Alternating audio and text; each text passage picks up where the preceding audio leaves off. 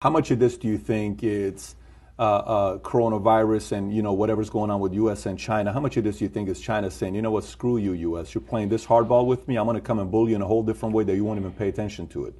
How much credibility do you give to that? 5%? 1%? I'm not going to answer that question, but I am going to answer the question in a different way. Because I'm Christian at heart and I like to think that nobody would want to kill people. I will say this much. And if you're listening, write it down.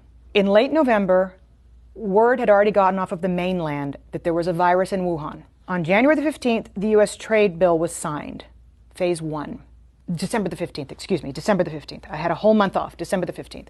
6 weeks later, the trade truce was signed with an out clause, a very clever out clause that the Chinese made sure was in there that said if there was any kind of act of God, pandemic, then they didn't have to make good on what they had committed to buy from the United States. Within days, they announced the first coronavirus. So, did the Chinese know damn well that this thing was running around the world for 6 weeks before they shut down Wuhan? Yes, they did. Is that criminal? Yes, it is. Does it deserve to go in front of a world tribunal? Yes, it does. Because we know that it was the unfettered travel that made this thing a global phenomenon that was impossible to contain. 6 weeks they knew, but they wanted that out clause. And then they underreported what happened in Wuhan, which a toddler could tell you based on what happened in Italy, based on what's happened in Germany and in France and now in the UK with Boris Johnson in the ICU. There's no way in a city the size of New York, 11 million people, that there were so few cases. It's impossible with similar density to New York. So the World Health Organization should be held accountable for not holding China accountable to providing good, valid data so that the rest of the world could prepare for fewer people to die. And that's what you're talking about.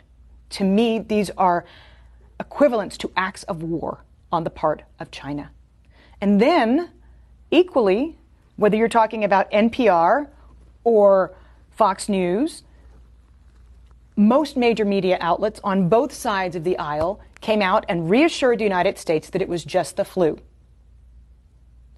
Within 24 hours of South Korea's first case being reported, the United States' first case was reported. And what we did was dither. We sat on it for 6 weeks and tried to reassure the public that nothing was happening. Somebody should be held accountable for that. Because somebody in the United States intelligence community has to have known what was truly going on in Wuhan. We don't have a CIA for nothing. And yet we told Americans for 6 weeks, while South Korea was testing everybody and shutting the country down, that it was just going to be the flu. So there are a lot of responsible bodies right now that have taken us to the point where we're at, inside the country and in China. And they need to be held accountable.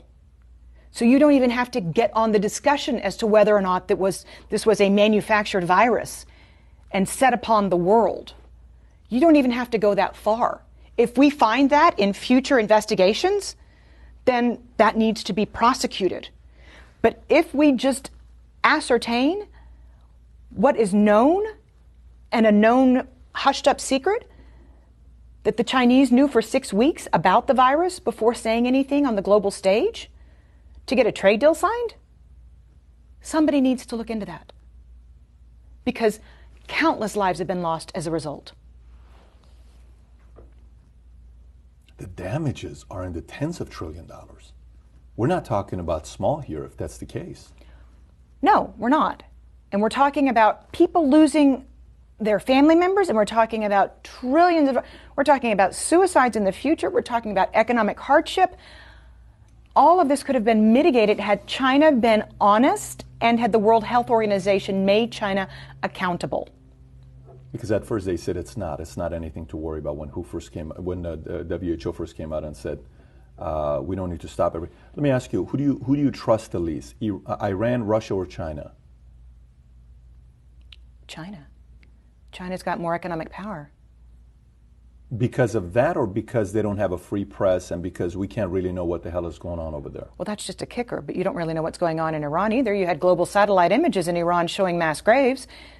Iran underreported the same. And you can't tell me that in the cold of winter that Russia has as many cases as it's reporting. But at last check, China's 17% of global GDP. They can throw more money around than anybody else. And you just mentioned two of their allies, by the way. So that's why I asked it the way I did. And the largest contiguous land border on the planet, by the way, between Russia and China.